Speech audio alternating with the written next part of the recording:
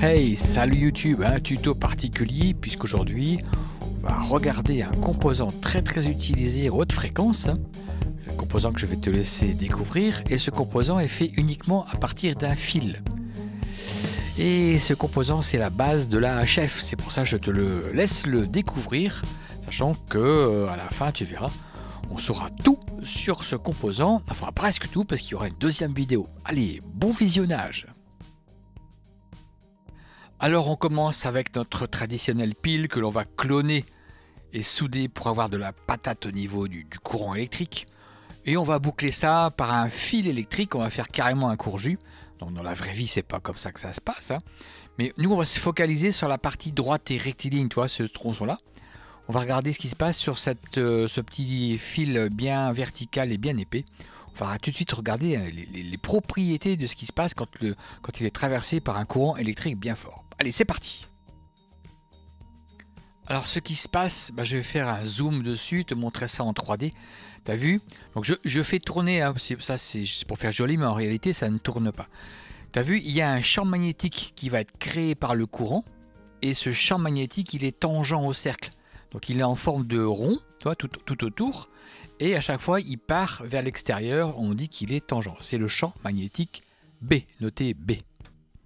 Et ce champ magnétique, tu as vu, qui est donc tangent à un point là, on va le retrouver en fait, par symétrie, hein, on va le retrouver tout le long du fil, tout autour, comme s'il y avait un tube invisible autour du fil, et à chaque fois tu aurais un champ magnétique, hein, qui est comme ça à chaque fois, tu vois, tangent, en fait il est vers l'extérieur, et il tourne, en fait il est tout tac comme ça.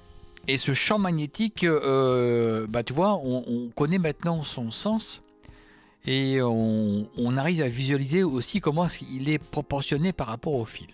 Donc je te propose d'avancer encore dans l'étude et de passer tout de suite à la seconde étape.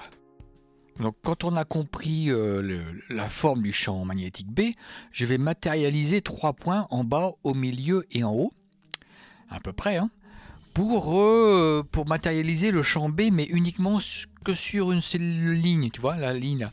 Tu as un B, un champ magnétique, donc toujours dans le même sens, à différentes hauteurs. Et bon voilà, donc là on a compris, j'en ai montré qu'un, mais en fait, hein, souviens-toi qu'il est quand même toujours tout autour. On va maintenant faire quelque chose de particulier, on va tordre le fil. On va lui donner la forme d'une boucle. Et oui, et regarde ce qui se passe. Alors tu as vu, j'ai tordu mon fil pour faire une boucle, une spire. Bon, c'est pas tout à fait une vraie spire. Et je vais remettre mes champs B que j'avais sélectionnés, celui du milieu, celui du bas, celui du haut. Et regarde ce qui se passe. J'en ai mis un, j'ai mis celui du milieu, et je vais mettre celui du haut. Et regarde ce qui se passe, je crois que tu as compris le truc. C'est qu'en fait, les champs magnétiques, ils vont venir tous se concentrer au centre.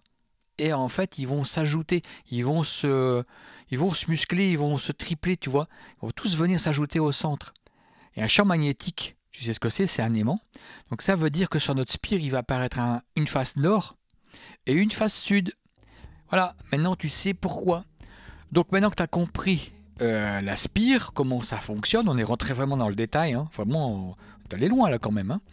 Et ben, on va passer à la suite, on va pas faire une spire, hein, tu as compris, on va faire plusieurs spires et on va regarder la valeur du composant. Bien, maintenant qu'on a vu le fonctionnement physique de la self, on a compris comment ça marche, on va regarder cette fois-ci la self sous forme de composant. Donc c'est un fil, hein, qu'on a tourné sur lui-même pour former une petite spire, là, comme tu vois, et le schéma est assez représentatif, et ça c'est un composant. Donc ce composant, il a la propriété de ralentir le courant qui le traverse, donc le champ qu'il génère freine le courant qu'il traverse, a tendance à ralentir le courant. Une bobine, si tu veux, ça a une valeur intrinsèque L. Il se mesure en Henry. Et le Henry étant une grande valeur, souvent c'est des milli-Henry, des micro-Henry, voire des nano-Henry. Voilà. Et donc la valeur, la résistance de ce composant, en fonction de la fréquence, qu'on appelle Z, l'impédance, ou la résistance, on va dire résistance pour l'instant, donc Z c'est égal à L, la valeur de la bobine, intrinsèquement parlant, fois oméga, la pulsation, ou c'est égal à L, fois 2, fois pi, fois F, la fréquence. Voilà. Donc là, on sait calculer cette fois-ci la résistance ou l'impédance d'une bobine en fonction de la fréquence. On passe à la suite. Alors maintenant, il ne reste plus qu'à déterminer la valeur du composant, intrinsèquement parlant. Donc la valeur d'une bobine, hein, sa valeur L, c'est un coefficient fois n, le nombre de spires au carré, fois d, le diamètre de spire au carré. Et le coefficient, c'est le facteur de forme. Tu regarderas dans les cours ou sur la doc la valeur de ce facteur K, parce qu'il peut dépendre aussi, il y a certaines formules empiriques où la formule change un peu. En tout cas, on sait déjà que c'est proportionnel au nombre de spires au carré et le diamètre au carré. Voilà. Bien. On connaît maintenant la valeur de la self en tant que composant. On va regarder ces dernières par deux exemples, c'est son utilisation et comment c'est généralement posé à l'examen. Allez, on passe à la suite. Allez, pour finir, deux exemples simples de questions qui peuvent être posées à l'examen. Par exemple, hein, premier exemple, c'est que se passe-t-il si on double le nombre de spires d'une bobine? Donc là, il faut savoir que la réponse, c'est sa valeur est multipliée par 4. Parce que c'est proportionnel à n carré. Donc si on multiplie par 2, le nombre de spires, la valeur L, c'est quelque chose fois 2 fois 2, donc 4. Ou bien, on peut poser la question dans l'autre sens, hein, que se passe-t-il si on diminue le nombre de spires de 2? Donc là, la valeur de la bobine est divisée par 4. Donc c'est le genre de question qui est posée. Ou alors, il y a une autre question, c'est quelle est l'impédance Z d'une bobine de 5 microhenries à 14 MHz? Pardon. Donc là, on applique la formule Z égale L oméga ou L2 πf et on prend les valeurs numériques et on fait le calcul. Vous voyez, on trouve, par exemple, là, je trouve 440 ohms. Voilà, et la réponse c'est 440 ohms. Sachant que ce sont des QCM à l'examen, donc on te propose plusieurs valeurs et toi, tu dois choisir la bonne. Voilà. Deux notes avant de terminer.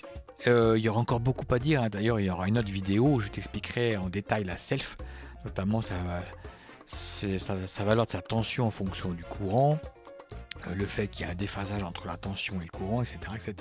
C'est déjà très bien pour une première vidéo, donc on va s'arrêter là. On va juste prendre deux notes.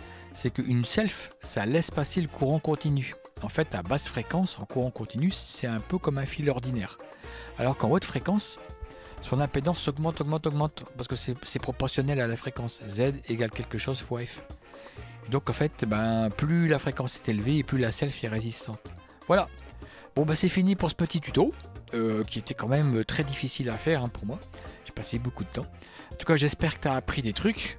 J'espère aussi que ça t'a donné l'envie d'apprendre et de passer l'examen radioamateur. En tout cas, maintenant, je te fais des gros bisous. Je te dis à très bientôt pour de prochaines vidéos. Allez, bisous, salut!